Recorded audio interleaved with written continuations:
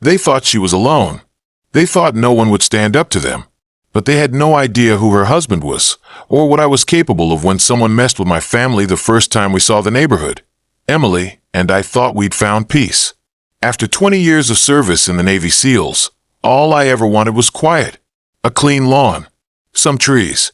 The kind of street where kids ride bikes and neighbors wave while watering plants. We moved into a cozy single-story house at the edge of the cul-de-sac, surrounded by freshly painted homes, trimmed hedges, and picket fences. It seemed perfect. Emily was overjoyed. She had always dreamed of having a garden. She talked about planting tulips and lavender, maybe even a little vegetable patch on the side. For the first time in a long time, I let myself breathe. The first 2 weeks were normal. We unpacked boxes, met a few friendly neighbors, and settled into a routine. I'd wake up early and jog around the neighborhood, while Emily took her time with morning coffee and flipped through design magazines. There was a homeowners association, of course, but we were told it was just a formality. Keep your lawn neat. Don't paint your house purple, and everything would be fine. I had dealt with worse rules before. What no one told us, what no one warned us about, was the 2 self-appointed enforcers who had taken it upon themselves to police the area like it was a military base.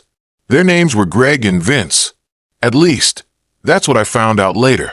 At the time, they were just 2 strangers in a black SUV, wearing matching polo shirts and dark sunglasses like they were on a mission.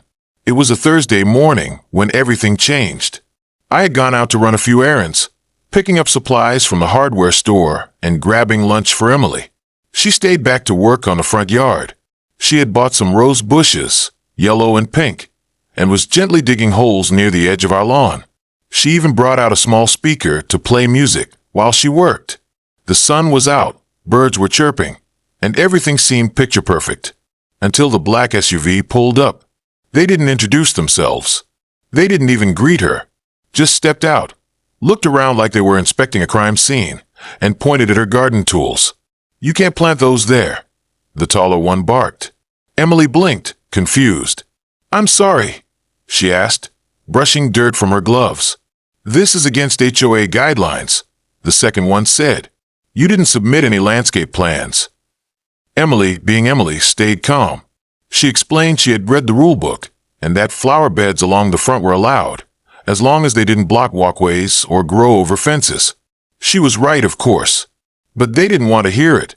The tall man, Greg, I'd later learn, stepped closer. Too close. He towered over her, arms crossed, chest puffed. He snatched the gardening shears from her hand and tossed them into the grass. Emily stood up, startled.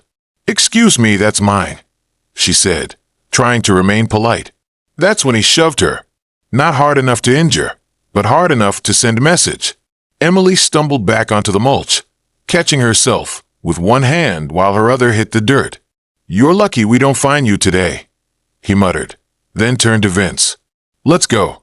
We'll write her up." And just like that, they left. Emily sat there, heart pounding, hand scraped, too stunned to even cry. She wasn't weak, far from it. But this wasn't something she was used to. She called me as soon as she got inside. I was 5 minutes from home when I picked up. Her voice was shaking, soft, like she didn't want to upset me, but couldn't hold it in. "Something happened," she said. That was all it took. I told her I was coming. I broke a few speed limits getting home, pulling into the driveway with tires squealing just slightly. Emily stood at the door, arms wrapped around herself. When I saw the dirt on her clothes and the red mark on her wrist, something deep inside me shifted. I've seen combat. I've seen what people are capable of when they think no one's watching. But I never imagined something like this would happen on my front lawn, to my wife, in a peaceful American neighborhood. I didn't storm off to hunt them down right then. That's not how I operate. Years of training taught me to gather intel, remain calm, plan every move. First, I asked Emily to sit down and tell me everything, word for word. I recorded it on my phone. Then I checked the security cameras. We had one on the doorbell and another above the garage. They didn't catch the actual shove. That happened just out of frame. But they did catch the SUV, the men's faces, and their aggressive behavior. It was enough. I spent the rest of the day canvassing the neighborhood. Not aggressively. I just knocked on a few doors, introduced myself, asked if anyone had issues with the HOA guys. At first, people hesitated. But once I mentioned the black SUV, the stories poured out. An elderly woman said they'd once threatened to fine her for having a wind chime that was too loud. A young couple told me they'd been warned about leaving their car in the driveway overnight, even though the HOA rules allowed it. Another man said they took photos of his kids playing with sidewalk chalk and claimed it was graffiti. No one had reported anything officially because the men claimed to be acting on behalf of the HOA board, but something felt off. So I dug deeper. That night, I stayed up reading the HOA handbook. It clearly stated that only written notices from the board carried legal weight. No one was allowed to enforce rules physically or harass residents. These two weren't board members. They were volunteers on the Neighborhood Compliance Committee, which basically meant they could suggest violations, not enforce them, and certainly not touch anyone. I found their names on an old newsletter and started doing a little online digging. That's when it got darker. Greg had a record in another state, a misdemeanor assault charge from 3 years ago. It had been dropped, probably because the victim didn't pursue it. Vince had been part of a harassment case at his old apartment complex. Different city, same behavior. They'd moved here and found a new playground for their twisted little power trips. But they had made a mistake this time. They went after the wrong woman. They thought Emily was just another quiet housewife. They had no idea who her husband was. By morning, I had a plan. Not revenge, justice. But first, I had to send a message. One they wouldn't forget. I knew they did their patrols every weekend around 11 a.m. That Saturday, I set up my car in the driveway, washing it slowly, making sure I looked relaxed. Emily stayed inside, still shaken but trusting me completely. Right on schedule, the black SUV rolled by. They saw me, slowed down, and then turned into our driveway like they owned it. Greg stepped out first, sunglasses still on, like he was preparing for a showdown. "You gonna plant more illegal flowers, pal?" he said with a sneer. I didn't respond to the insult. I just smiled. "Can we talk?" "Around the side. I've got something you'll want to hear." Vince looked uncertain, but Greg, proud and stupid, walked right past me. I led them to the blind spot near the side gate. No cameras, no neighbors, just me and them. That's when I changed. My voice dropped, my shoulders straightened, and my tone turned to steel. I laid it all out. Their records, their fake authority, the footage, the witnesses, the report Emily and I were filing with the police. I let them feel the pressure. Every word was precise, sharp and cold. Greg tried to laugh it off, made a move like he was going to grab my shoulder. Bad choice. Before his hand even got close, I had him face down against the fence. No blood, no bruises. Just the sudden shock of being overpowered by someone trained for far worse situations. Vince didn't move a muscle. When I let Greg up, his mouth was open, gasping like a fish. I leaned in close. "You ever come near my wife again, I won't just call the cops. I'll make sure you never forget what respect feels like." They left without another word. After that Saturday morning, things changed, but not in the way I expected. Greg and Vince stopped showing up near our house, sure, and they didn't try to confront Emily again. But instead of crawling away quietly, they got sneaky, cowardly. I should have predicted that. Bullies rarely disappear just because they get exposed. They go underground, twist stories, and try to win back control by turning others against you. And that's exactly what happened. Within a week, I started hearing whispers. Neighbors who had been friendly before suddenly grew distant. Some would wave half-heartedly. Others crossed the street to avoid us entirely. At first, I thought maybe I was imagining it. But then Emily got a letter in the mail, an official-looking envelope stamped with the HOA logo. It accused her of aggressive behavior toward compliance officers and warned of a possible fine for public disturbance. Emily stared at it, stunned. "Are they serious?" she asked, her voice full of disbelief. I took the paper from her, read it twice, and realized exactly what was happening. Greg and Vince weren't done. They were retaliating, this time by twisting the rules we had followed from day one. They knew how to weaponize bureaucracy. That's what made them dangerous. People like them thrive in places where nobody asks questions, where fear and confusion keep good people silent. This wasn't about flowers or garden shears anymore. It was about control. And I had lived through too many war zones to let that happen in my own neighborhood. So I got to work, not with fists, but with facts. I started by collecting everything: the video footage from our cameras, the testimonies I had gathered earlier, and even screenshots of Greg's and Vince's online profiles. Then I began digging into the HOA itself. Who was on the board? Who actually approved letters like this? The board president was a woman named Carol Masters, mid-60s, retired teacher, lived 3 blocks away. I had never met her. So, I knocked on her door the next morning. Carol answered with a confused look and a cardigan wrapped tightly around her. When I introduced myself, her face shifted, not fear, but concern. "You're the one those boys keep talking about," she said quietly, stepping out onto the porch. That told me all I needed to know. Greg and Vince had been trying to poison the well. I explained what had really happened. I showed her the footage. I played the audio recording of Emily's shaken voice right after the incident. Carol listened in silence. When I finished, she sighed deeply and said something that caught me off guard. "You're not the first person they've targeted, but you're the first to fight back this hard." That admission hit me like a cold wind. So it was a pattern, and the board had known. Carol explained that she and a few other members had tried to rein in Greg and Vince before, but they were loud, aggressive, and knew how to intimidate people. The board wasn't strong, it was tired. Most of them had joined thinking they'd be planning potlucks and block parties. No one expected to deal with harassment complaints or threats of lawsuits. So when Greg and Vince started throwing their weight around, people backed off. "They act like they're doing us a favor," Carol said bitterly. "Claim they're just enforcing the rules we're too soft to enforce ourselves." She shook her head. "But they're bullies, and they've made a mess of this place."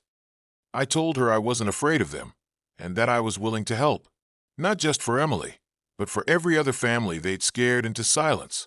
Carol looked at me for a long moment. Then she nodded. "Come to the next board meeting," she said. "Bring your evidence. Let's do this the right way." The meeting was held in the community clubhouse the following Tuesday evening. Word spread fast that I would be attending, and by the time I arrived with Emily, the small hall was packed. Chairs were filled, people were standing at the back, and the room buzzed with low murmurs. Greg and Vince sat near the front, arms crossed, acting relaxed, but I could see the tension in their posture. They weren't sure what I had planned, and that gave me the edge. Carol opened the meeting with a stiff smile, then introduced me as a new resident with concerns. I stepped forward, cleared my throat, and looked around the room. These weren't strangers anymore. They were my neighbors, people with families, routines, and dreams just like us. I told them everything. I started with what happened to Emily, then backed it up with the footage and audio. I explained the real limits of Greg and Vince's authority, how they had twisted their volunteer role into a personal power trip. I shared what I'd learned from talking to others, how many had stories they were too scared to report. Then I revealed their pasts. No theatrics, no exaggeration, just facts. Clean, clear, and impossible to ignore. The room was dead silent when I finished. For a long moment, no one moved. Then a woman in the back raised her hand. "He did the same thing to my son," she said quietly. "Yelled at him for riding his skateboard on the sidewalk. He was 9.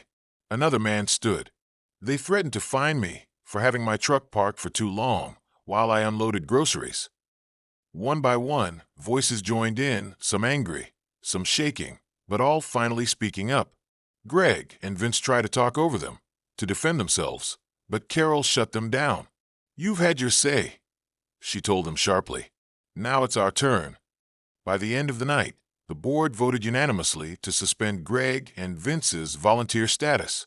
They were banned from issuing warnings, writing letters, or communicating on behalf of the HOA in any way. An internal review would follow, with police reports to back it up. The community applauded, not because of the drama, but because it felt like the beginning of healing. After the meeting, people came up to shake my hand. Some apologized for staying quiet. Others thanked me for doing what they hadn't been able to. Emily stood beside me the whole time, proud and strong, though I could see relief in her eyes. For the first time since that awful Thursday, she felt safe again. Weeks passed, and the neighborhood slowly began to feel like the peaceful place Emily and I had first hoped for. The tension that once lingered on our street like smoke started to clear, replaced by small waves of kindness. Neighbors who had once avoided us now waved from across the street. A few even stopped by to chat while Emily worked on her garden or while I washed the truck. People started talking more openly about the nonsense that had gone on for far too long. It was like the fear had cracked, and now that it was gone, everyone was remembering what community was supposed to feel like. The board's decision to remove Greg and Vince had sent a message loud and clear. Their reign was over. But deep down, I never let my guard down. I'd been trained to trust my instincts, and something inside me told me it wasn't finished yet. Not really. When men like Greg get embarrassed, especially in public, they don't just vanish. They stew in silence. They find a way to push back, even if they have to crawl through the mud to do it. So I kept my eyes open. And sure enough, the silence didn't last long. It started with small things, almost laughable at first. One morning I walked out and found that someone had sprayed fertilizer all over Emily's rose bushes, burning the edges of the petals and yellowing the leaves. It wasn't an accident. You could see the concentrated trail, like someone had poured it from a jug straight across the flower bed. Emily was devastated, but I kept calm. I cleaned it up, treated the soil, and moved the camera angles to better cover the sides of our property. A few days later, our mailbox was hit with a baseball bat in the middle of the night, clean dent, like someone had taken one swing and driven off. Still no real evidence. No faces, no license plates. Just shadows. That's how cowards operate. Never in the open, always from behind. I reported both incidents to the local police, but there wasn't much they could do without a clear suspect. No witnesses, no fingerprints. And while these attacks weren't vile instead, I doubled down on preparation. I installed floodlights that triggered with motion. I upgraded the home security system and placed discreet trail cameras around the edges of our property, hidden in bushes and trees. I talked to other neighbors too, especially the ones who had spoken up during the board meeting. I asked if they'd noticed anything strange. A few had. One woman said her trash bins had been knocked over 3 times in 1 week. Another said someone had scratched the side of his car with a key, leaving a long, deliberate mark. Everyone suspected Greg and Vince, but no one had proof. That's when I decided to do what I was trained for, gather intelligence. I knew I couldn't go after them legally without evidence, and I wasn't about to stoop to their level by lashing out blindly. So I watched. I waited. And slowly, the pieces started to fall into place. One night around 2 a.m., I got an alert on my phone, motion detected in the side yard. I tapped into the live feed, and there it was. A figure crouched low by the fence line, holding something in his hand, a bottle, maybe paint or chemicals. His face was mostly hidden by a hoodie, but he moved with a familiar build. Tall, heavy steps, broad shoulders. I didn't rush outside. Instead, I saved the footage and waited. The next morning, I reviewed the camera footage frame by frame. You couldn't see his face clearly, but I noticed something. A tattoo on his left wrist, briefly visible when he reached out to pour something into the soil. It was quick, blurry, but enough. I remembered that tattoo from the HOA meeting, a badly inked eagle wrapped around a skull. That was Vince. I took the footage to Carol and the rest of the board that same afternoon. I also brought it to the police station, where they agreed to open a more serious case file. The officer I spoke to seemed annoyed, not at me, but at the pattern. "We've had a few calls from your neighborhood lately," he said, flipping through his report. "Sounds like these guys are escalating." That was an understatement. Now that we had footage, blurry or not, there was at least a record, something solid to build from. But I wasn't satisfied. I wanted to know how far this would go. So I decided to bait the hook. That weekend, I left a brand new potted plant right by the sidewalk. It looked expensive, decorative, the kind someone might destroy out of spite. But inside the pot, I'd hidden a tiny GPS tracker, the kind you use to track stolen bikes or gear bags. I also hid a motion-activated camera and a solar light nearby, aimed directly at the street. Then I waited. It took 2 nights. At 3:47 a.m., the plant disappeared. Just like that. Pulled right out of the soil and taken away in the dark. I didn't even get out of bed. I just opened my phone, checked the tracker app, and smiled. The dot was moving. It stopped 6 blocks away, near a small house with an overgrown lawn and a black SUV parked in the driveway. Greg's house. Finally. By morning, I had everything I needed. I printed the GPS report, downloaded the footage from the hidden light, and took it straight to the police station. This time, they had no doubts. It was enough for a warrant. The next few days moved quickly. The police showed up at Greg's place, spoke with him, and then quietly took statements from several neighbors. I didn't need to be involved in that part. The system was finally catching up. Greg and Vince were both charged with misdemeanor trespassing and vandalism. Nothing heavy, but it was a start. More importantly, the HOA board voted to ban them from all community involvement permanently. Their SUV disappeared from the streets. Their smug presence at meetings? Gone. But the real victory wasn't in the punishment. It was in the unity that followed. People came together like never before. There were block barbecues, shared garden projects, and weekend cleanups. Kids rode their bikes again without getting yelled at. Emily was even invited to lead a community garden club, something she once only dreamed of. For the first time since we moved in, the neighborhood felt like home. Safe, connected, real. But still, I didn't completely let my guard down. You don't come back from years in the field without knowing that peace is something you defend. Every day. Quietly. Constantly. So I stayed watchful, not paranoid, but aware. I also started writing everything down, documenting the entire journey, from the first confrontation to the last police report.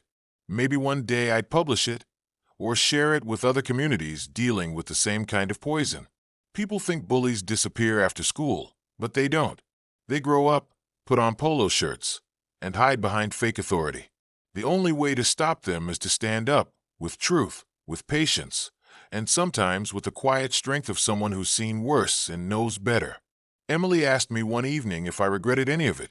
The fight, the stress, the long nights reviewing camera footage or filling out paperwork.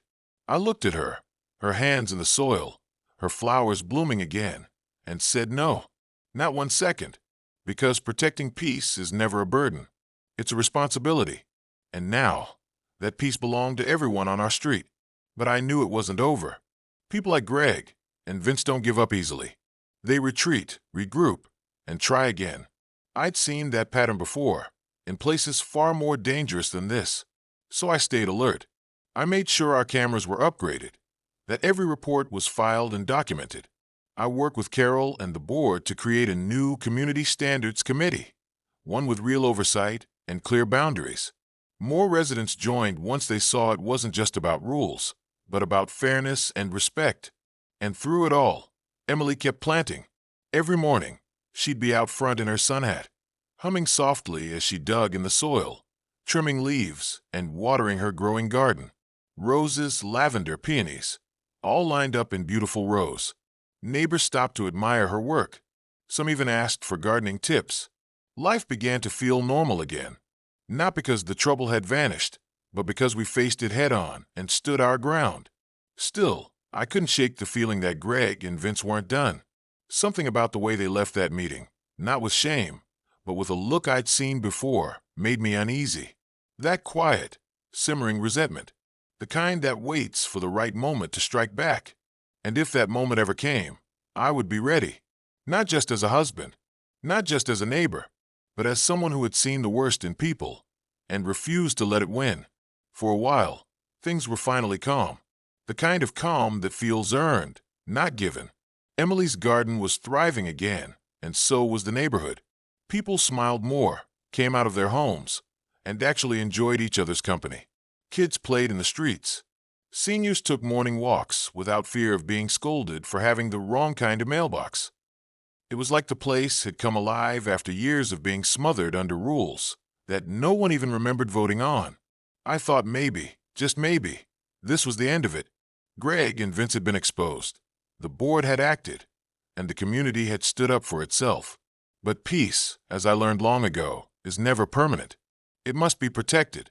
I didn't expect to be woken up by a phone call at 5:12 a.m. from my neighbor Dave, a quiet, friendly guy who lived across the street with his wife and two teenage daughters. His voice was low and shaking, like he was trying to stay calm but couldn't quite manage it. "Hey man," he said. "I didn't want to call the cops right away. I thought you should know. Someone spray painted your driveway last night. I saw it when I was heading out for my shift. It's bad." I was out of bed and down the stairs in seconds. When I opened the front door and stepped outside, the early morning light barely revealed the full extent of it. Red paint, thick, dripping letters, scrawled across the concrete in angry strokes. "Traitor." My stomach tightened, not from fear, but from a cold, focused anger I hadn't felt in a long time. Emily came out a minute later, pulling her sweater tighter around her shoulders. She stared at the message without saying anything, then simply turned and walked back inside. I knew that look. It wasn't shock anymore. It was exhaustion. We were tired of looking over our shoulders, tired of playing defense. The last few months had given us hope, and now someone was trying to steal it back, one can of spray paint at a time. But I wasn't going to let that happen. I pulled out my phone, checked the security cameras, and, to my disappointment, found nothing useful. The camera closest to the driveway had been spray painted black. Clean hit. Professional almost. Whoever did this knew exactly what they were doing. That's when I realized this wasn't some random act of vandalism. This was personal, calculated, and possibly not just Greg or Vince acting alone. Later that day, I spoke with Carol and the rest of the HOA board. They were just as horrified as I was. "This is criminal," she said flatly. "This isn't about HOA rules anymore. This is targeted harassment." We agreed it was time to call in more help. So I contacted a friend of mine from my Navy days, Marcus, who now worked in private security. I explained everything, from the first incident with Emily to the spray paint on the driveway. He didn't hesitate. "I'll be there in 2 days," he said. "We'll figure this out." True to his word, Marcus arrived with a few discreet tools and a mind sharper than ever. He installed high-grade cameras, positioned in places nobody would expect. He added motion sensors hidden inside fake rocks and floodlights set to trigger silently, recording everything without alerting the intruder. "Let them try again," Marcus said with a grim smile. "Next time, we'll be ready." We didn't have to wait long. For nights later, just after 3 a.m., the motion alert went off. I woke up to my phone buzzing on the nightstand. I checked the live feed and froze. There were two figures, both wearing hoodies, one taller than the other. They crept along the side yard, flashlights off, moving like they'd done it before. But this time they weren't fast. They were methodical, like they were looking for something. One knelt by the garden bed, while the other held what looked like a small crowbar. They weren't just here to vandalize. They were here to destroy. I didn't hesitate. I moved silently down the stairs, barefoot, my instincts from years of missions kicking in. I grabbed the tactical flashlight and stepped outside through the back door. Marcus was already waiting there, crouched in the shadows by the side of the garage. We didn't speak. We didn't need to. As the intruders stepped closer to the fence, I flipped the light on and shouted, "Don't move." The beam caught both of them in the face, and for a brief moment, I saw it, Greg and Vince. No masks, just their angry, twisted expressions frozen in place. Vince bolted. Greg stumbled and tripped over a garden hose, falling hard into the dirt. Marcus stepped in fast and pinned him to the ground while I called the cops. They arrived within minutes, and this time there was no doubt. The evidence was airtight, high-res footage, motion logs, eyewitnesses. Greg was taken in, handcuffed and silent. Vince was picked up later that morning trying to check into a cheap motel 2 towns over. When the charges were read, trespassing, vandalism, attempted destruction of property, their faces finally cracked. Not because they were sorry, but because they realized they had lost. The community exploded in support. Dozens of neighbors came to our door that week, some with cookies, others just to say thanks. One man told me, "You didn't just protect your home, you protected ours too." The HOA board held an emergency vote to strip Greg and Vince of their residency altogether. It was rare, But in extreme cases like this, when safety is threatened, the HOA had the authority to request eviction through legal channels. In this case, it was more than justified. The board worked with attorneys to begin that process, and for once, the entire neighborhood stood united behind it. Emily, though shaken, was stronger than ever. "They tried to break us," she said one morning, watering her roses, "but all they did was show us who we really are." I knew what she meant. We weren't just homeowners or gardeners or people trying to live in peace. We were defenders of something important, a way of life built on respect, not fear, on cooperation, not intimidation. I started attending more HOA meetings, not because I cared about street lamp budgets or lawn heights, but because I saw how quickly power could fall into the wrong hands when good people didn't show up. I helped rewrite some of the bylaws, clarified volunteer responsibilities, and made sure safeguards were put in place to prevent another Greg or Vince from rising again. And slowly, over time, things settled into something I hadn't felt in years: stability. Not just for us, but for everyone around us. Even Dave, who had once kept to himself, now waved with a genuine smile and joined our weekend coffee gatherings. The street came alive. It was no longer just a row of houses. It was a community, real and strong. But I kept one camera up, just one, high in the corner of the garage, pointed at the street. Not because I was afraid, but because vigilance is part of peace. The kind of peace I fought for, and would fight for again without hesitation. And if anyone ever thought about testing that peace, they'd learn the same lesson Greg and Vince did the hard way. I'm not just a quiet man in a nice house. I'm a protector, a fighter. And when pushed, I don't break. I respond. Months passed after Greg and Vince were officially evicted from the neighborhood, and for the first time since Emily and I had moved in, the peace we longed for had finally taken root. Not just in the way people greeted each other or how the lawn stayed clean and the streets quiet, but in the kind of silence that tells you danger is gone. It was strange, really, how something as simple as living a quiet life could feel like such a victory. Emily's garden was blooming with more color than I'd ever seen. The roses she thought she'd have to pull out after the first attack now stood taller than before, as if even they had decided to fight back. And me, I found a rhythm I hadn't had in years. Morning walks, coffee on the porch, small talk with neighbors who now respected us. Not just because of what we'd endured, but because of how we stood tall through it. But even in that calm, there was something I couldn't shake.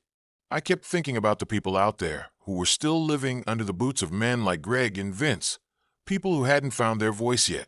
I knew what it was like to feel trapped, to have your own home feel like a battlefield. And now that we'd made it through, I felt like I owed something back. Not out of revenge, but out of duty. It started small. I wrote everything down, from the moment we moved in, to the day we stood before the HOA board with undeniable evidence. I included every tactic I used: cameras, documentation, neighborhood organizing, and made it into a guide. Not a book, not a dramatic story. Just a step-by-step blueprint for people dealing with abusive HOAs, corrupt enforcers, and quiet threats. I posted it on a few online forums, shared it with some veteran groups, and emailed it to folks I met during the process. I didn't expect much, but within weeks, I was flooded with messages. People from all over the country thanked me, told me their stories, asked for advice. One woman in Arizona said her HOA fined her $500 for planting native shrubs that weren't on the approved list.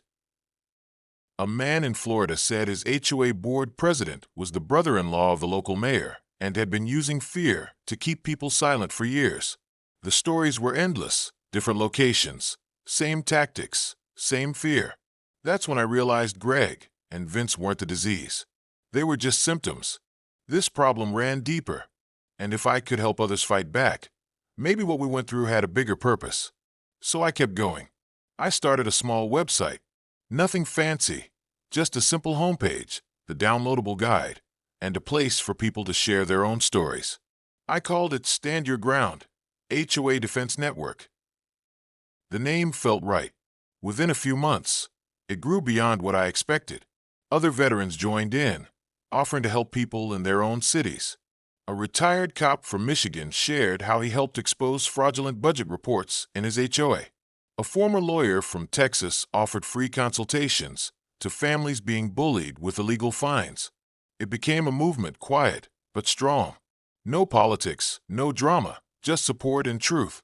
The kind of mission I'd never imagined leading after retirement, but one that felt just as important as anything I'd done in uniform. Emily was proud.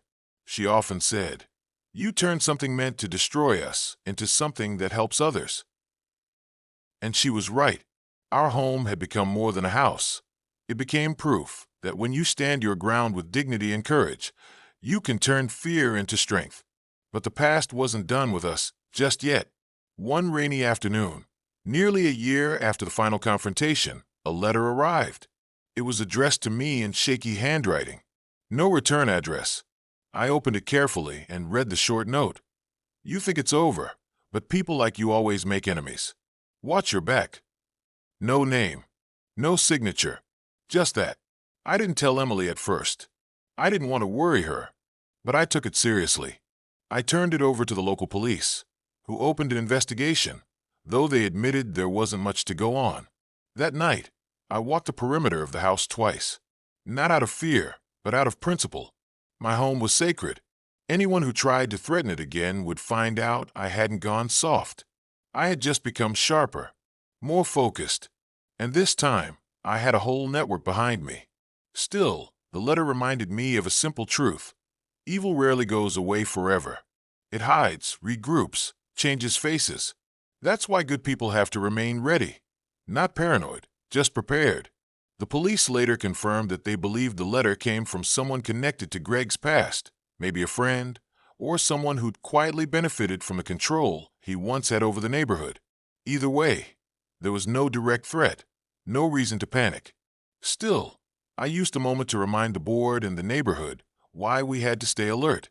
We held a community safety meeting that weekend. Over 40 people showed up, the most in neighborhood history. We talked about security, legal resources, and the value of watching out for one another. I shared part of my story, not to relive it, but to show people that silence only helps bullies grow. When I looked around the room that day, I didn't see fear anymore. I saw strength. People who were once strangers now felt like comrades. Not in war, but in community. Emily later told me that she'd never seen me more alive than I was now. Not because I was fighting, but because I was leading. In my years as a Navy SEAL, leadership meant something very specific, strategic, mission-focused, precise. But here it was softer, slower, built on trust, not orders. And yet, the mission felt just as vital. Protecting peace is never about standing still. It's about standing for something every day. Whether it's helping a neighbor with their legal papers or walking a single mom through her HOA's unfair citation process. Each small act builds a shield for the entire community. And while not every battle looks like the ones I fought overseas, they matter just as much in the hearts and minds of the people we protect. Eventually, I was asked to take a seat on the HOA board, not as a figurehead, but as a genuine voice for balance. I accepted, under one condition, transparency. Every budget, every policy, every decision would be made in the open. And I meant it. We held monthly open forums where residents could bring up issues directly. We simplified the rules so nobody had to be a lawyer just to hang a flag or build a patio. We focused on actual safety, real maintenance, and most importantly, fairness. And slowly, other neighborhoods nearby started asking us for guidance. How did we turn it around? Could we help them do the same? That's when it hit me. Our little neighborhood had become a blueprint, a model for what happens when people stop being afraid and start acting with unity. Looking back now, I don't see a nightmare. I see a test, one that pushed me and Emily beyond what we thought we could handle. But it also gave us something rare, a deeper bond with each other, with our community, and with the purpose we found in helping others. I still get messages every week, people asking for help, people thanking me, people sharing victories of their own. And every time, I write back. Not because I have all the answers, but because I know what it means to feel alone in your own home. And if there's one thing I've learned through all of this, it's that no one should have to fight those battles alone. The war may be over in this neighborhood, But the mission continues. Everywhere there's a family trying to live in peace, while others try to control them. I'll be here, standing watch, not because I want to fight, but because I know how to. And now, so do many others. If you believe in standing up against injustice and protecting what matters most, don't stay silent. Subscribe now to Faces of Racism for more powerful true stories that expose the truth and inspire action.